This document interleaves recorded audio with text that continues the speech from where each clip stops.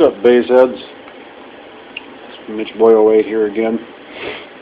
Coming with the first build update in a while. Then I'll show you guys I got a new battery. I got one of the Block Shakers 1400s.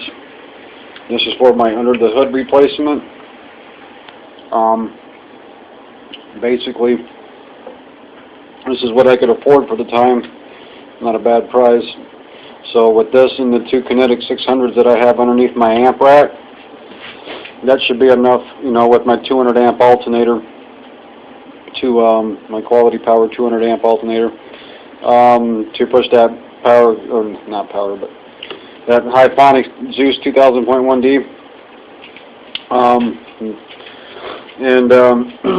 I went ahead and I ordered, since it's going underneath the hood, I ordered some of the excess power M6 terminals, well, the battery posts that just bolt down right on top of the pads.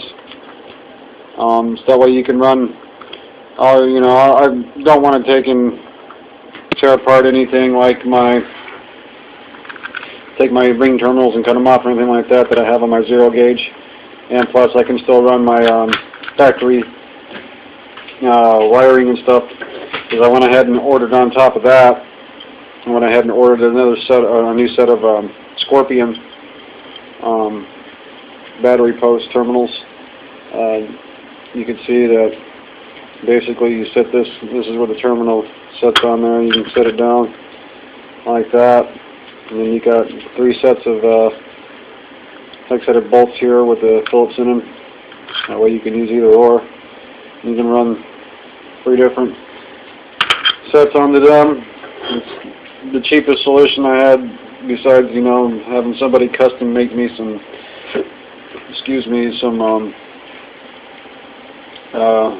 you know, distribution blocks or something with you know, 000 gauge or whatever. So basically, that's where I'm at with these. These were $18 for the pair, which is a pretty good deal compared to a lot of the other terminals that they have online and whatnot. But if you're wanting to do what I'm doing, and you want to keep, you know, if you want to run ring terminals, this is a good solution to have.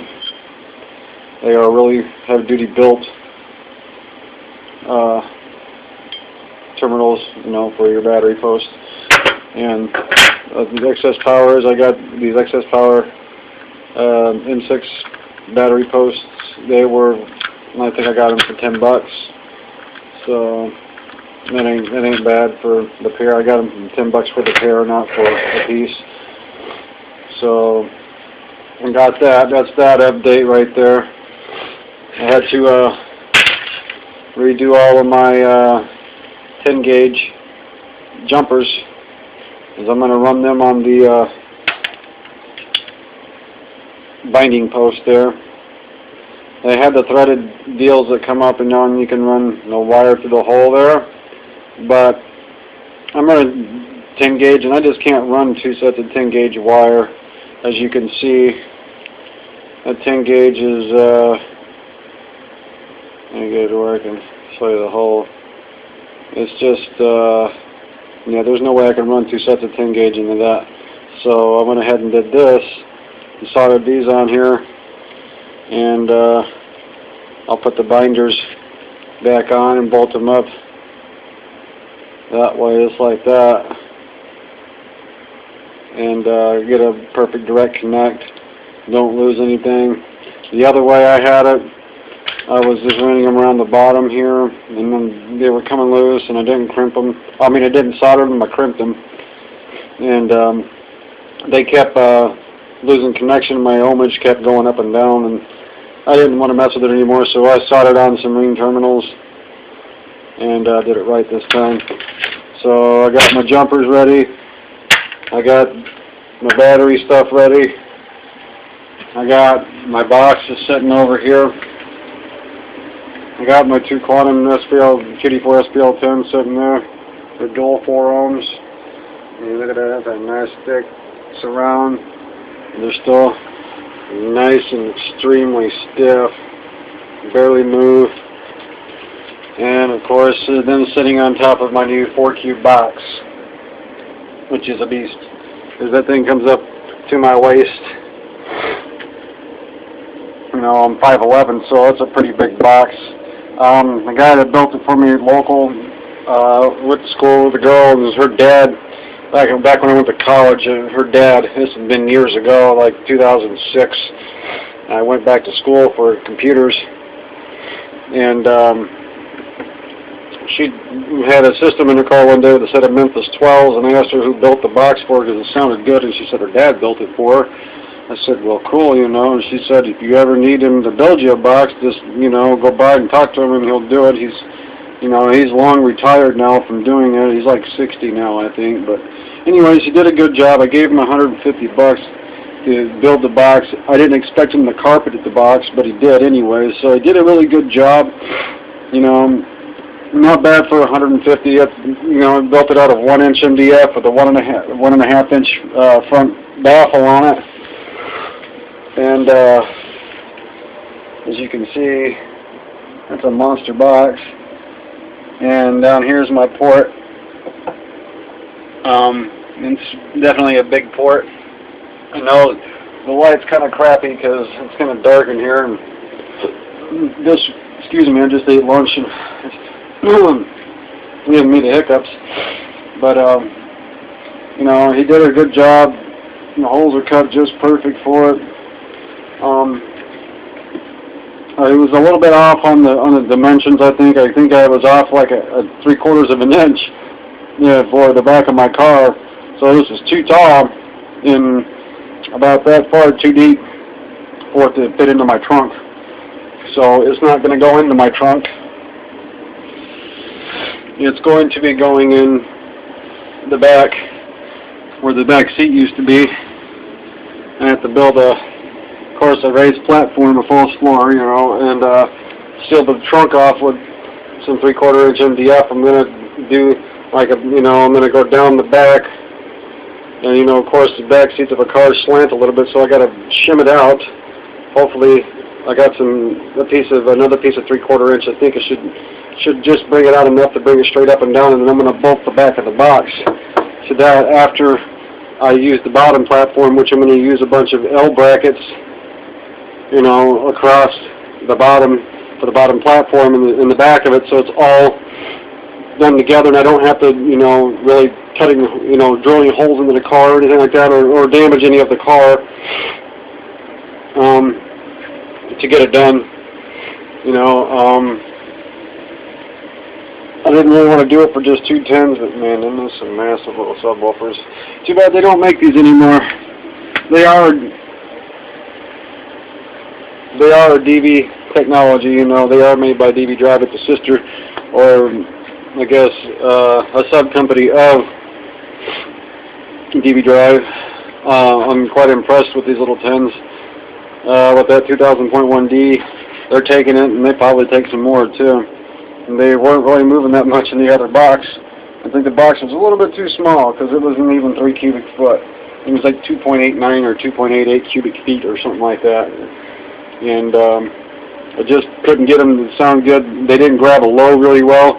Figured 4 cubic foot ported, it ought to be enough to do that. Yeah, I love that solid sound. Yeah, it's a nasty looking solid box. For it being MDF, that thing has got a nice solid sound. Once I get it bolted down in there, it's going to be pretty nice. It'll be like almost like a mini wall. It's almost 2 foot tall anyways, the box is. So I had him put the speaker binding post caps in there so I could just, you know, run my wire through the holes. I had to ream the holes a little bit out to run that 10 gauge, and then sealed them up with silicone on the inside and the outside. That was done a few days ago. That's done and ready to go.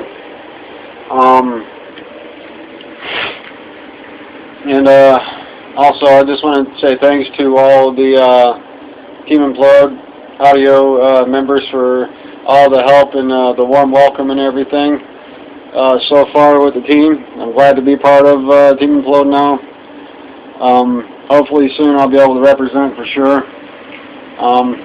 You know, I got a little bit of work. I'm going to do it and make it look nice. I'm going to, around the box and stuff, I'm going to go around the box once I get the box bolted in, and I'm going to stack out, I'm going to do some vinyl wrapped foam padding around the edges of the box to hide the wood, you know, make it look nice. And then I'm going to go around the bottom as well, where it's going to be exposed at the bottom on the platform, and it's all going to be like covered up and all nice and padded and match the interior of the car as much as possible.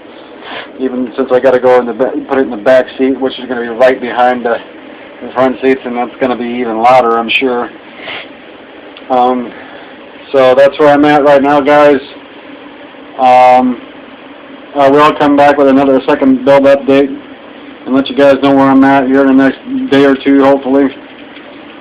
The heat's really bad right now, so I have to wait till the evening to do any work, as I have no shade to work in where I live. There's no trees in my yard, so that's where I'm at. And once again, guys, you know, I want to say thanks to all my subscribers. Hopefully it'll come out nice in the end. That's where I'm at right now. I don't know if I'm going to be able to go bigger for a while, but at least I got what I'm got going on is going to be nice. It's going to look good. Now, after I get all that done, I got to get my windows tinted now so I can hide that, because I don't want somebody definitely busting into my car, even though I do have an alarm. You know, when everything's exposed right there, of course, you're going to have to do some work to get it all out, because I don't use normal wood screws.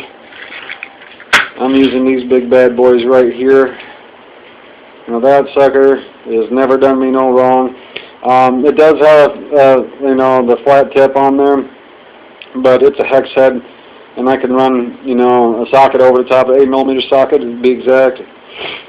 Will definitely do the trick. They dig down into that wood, that MDF and everything. Once you pre-drill your holes, them suckers never let go. I've never had them come loose yet on any of the subwoofers that I've used these with.